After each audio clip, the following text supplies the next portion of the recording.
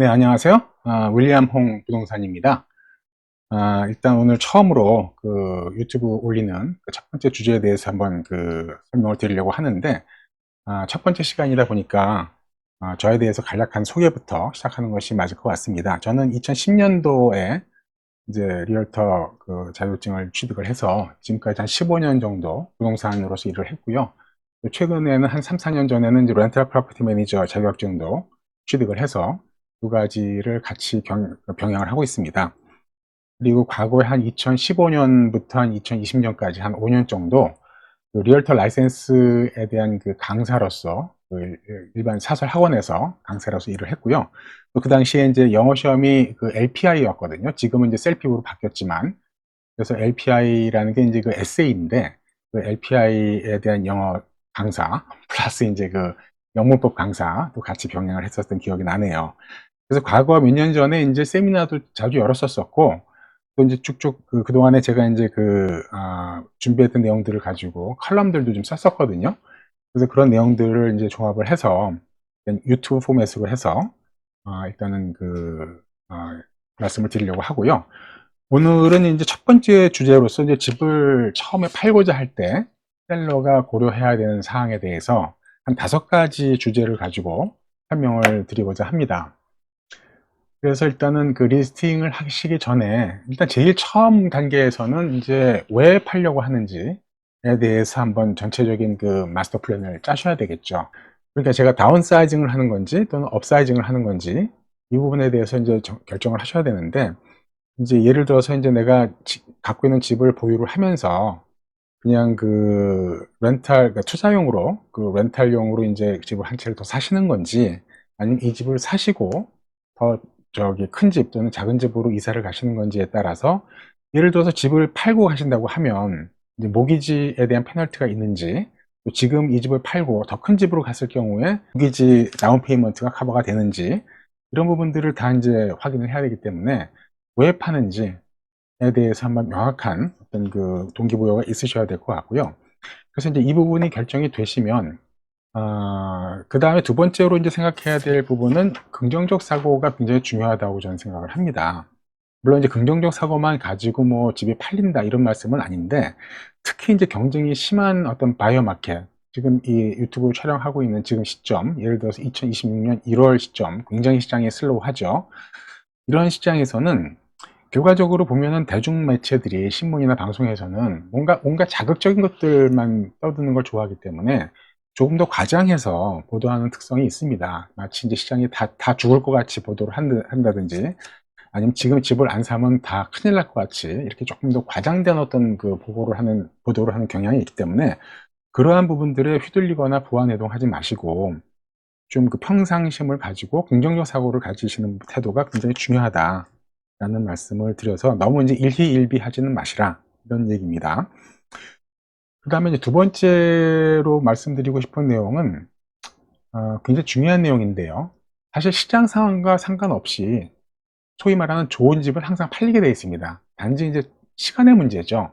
시장이 좋을 때는 뭐 1, 2주 내에도 팔릴 수도 있는 거고, 지금같이 시장이 슬로우할 때는 한두 달 정도 기다려야 되는 어떤 그런 그 시간의 문제, matter of time은 맞지만, 결국은 좋은 집은 어떤 시장 상황과 상관없이 잘 팔린다.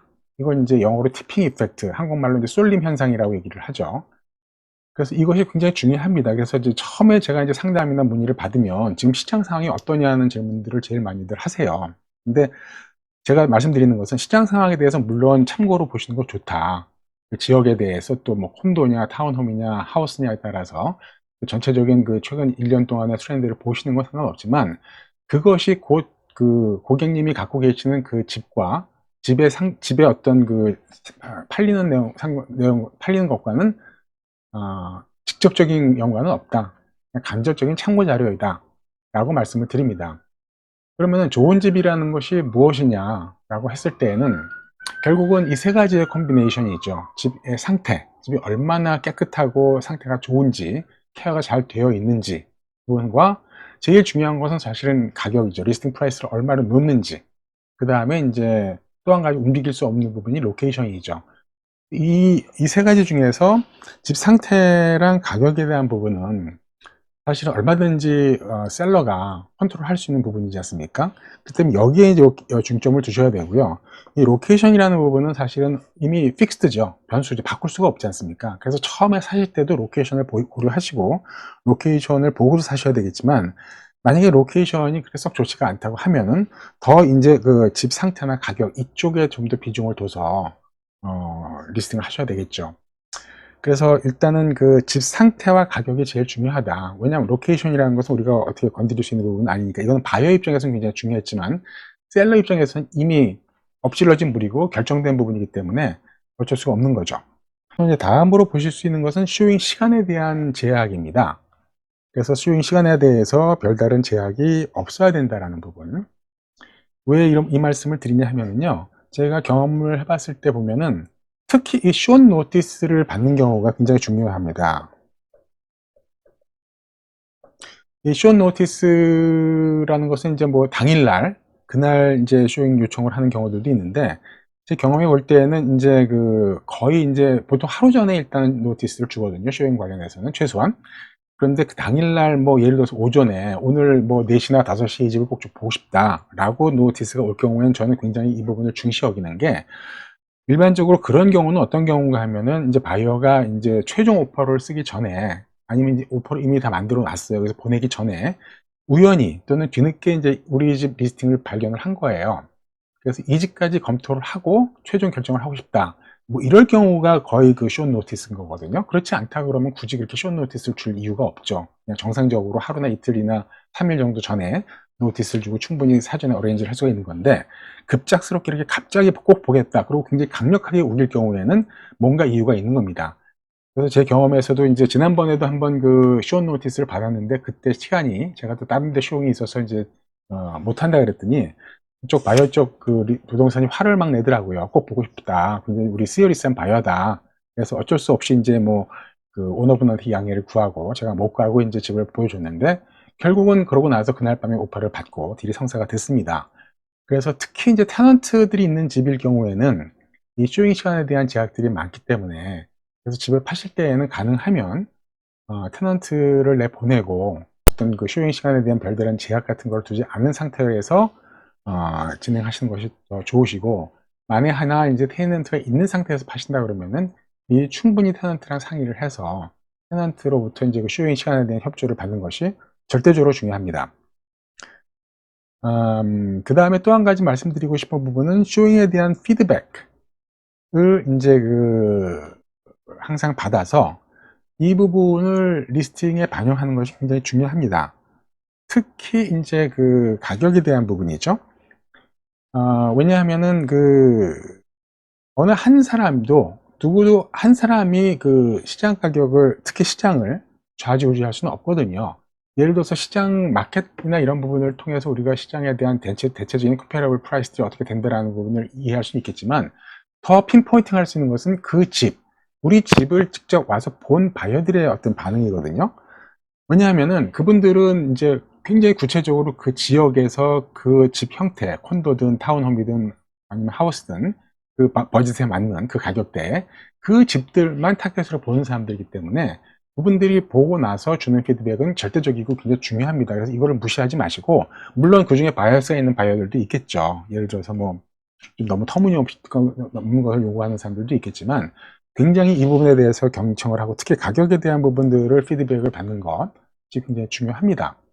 그래서 이제 이거는 어떻게 보면 이제 항상 바이어 입장에서 생각하기, 제가 이제 바이어라고 썼지만은 어떻게 보면 항상 상대방 입장에서 생각하는 거죠. 바이어는 셀러 입장에서, 셀러는 바이어 입장에서. 그러지 않고서는 집을 못 팝니다. 항상 내고라는 것이 상대방 입장에서 고려를 하는 거기 때문에, 일단은 셀러 입장에서는 항상 바이어 입장에서 생각하려는 노력이 굉장히 중요합니다. 근데 이 부분들이 조금 잘 안 되죠. 항상 하다 보면 단지 내 중심으로 우리 집이 얼마나 좋은 집인데, 이렇게 자기 집에 대한 애착 이런 것들 때문에 바이어스가 들어가서 좀 쉽지가 않긴 하지만, 어쨌든 간에 쇼잉 피드백에 대한 분석, 그리고 이 내용에 대해서 리스팅의 반영, 특히 가격에 대한 부분들, 특히 이렇게 지금처럼 그 시장 상황이 안 좋을 때 가격에 민감할 경우에는 더더구나 이런 부분들을 좀 경청하는 것이 중요하다라는 말씀을 드리고요. 그 다음에 마지막 개념으로 말씀드리고 싶은 부분은 최소한의 집단장이 필요하다라는 부분입니다. 그래서 이제 최소한의 집단장, 우리가 이제 집단장에 대한 이야기는 다음번에 한번 또 그 유튜브 강의로, 저기 내용으로 말씀을 드리려고 하는데, 보통 우리가 이제 세 단계로 보거든요. 카스메틱 스테이징 단계가 있고요. 그 다음에 카스메틱 업그레이드가 있고, 그 다음에 컴플릿 업그레이드가 있습니다. 그래서 최소한 이 카스메틱 터치업, 카스메틱 업그레이드 정도는 리스팅을 하시기 전에 하실 필요가 있다. 커스메틱 업그레이드라고 하면은 뭐 간단하죠. 뭐 마루라든지 페인팅이라든지 카펫이라든지 뭐 일부 이렇게 소소하게 한 5,000불에서 집 사이즈나 이런 거에 따라 다 달라지긴 하지만은 한 5,000불에서 10,000불 정도 예산을 가지고 이제 그 집을 최소한의 집단장 하는 소위 말해서 커스메틱 터치입니다. 그러니까 일반적인 우리가 이제 그 미관적인 부분들을 건드리는 것까지는 필요하다라는 말씀을 드리고요. 이것이 왜 중요하냐면요. 사실 오늘 제가 드리고 싶은 메시지의 가장 큰 부분은 이거예요. 리스팅 후 첫 1, 2주, 특히 첫 번째 주가 절대적으로 중요합니다. 집을 파시기 위해서는. 어떤 통계에 의하면은 처음에 3주 내에 집을 팔지 못하면은 집을 팔 가능성이 50% 이하로 떨어집니다. 그 가격을 유지할 경우에, 또는 그 집 상태를 유지할 경우에.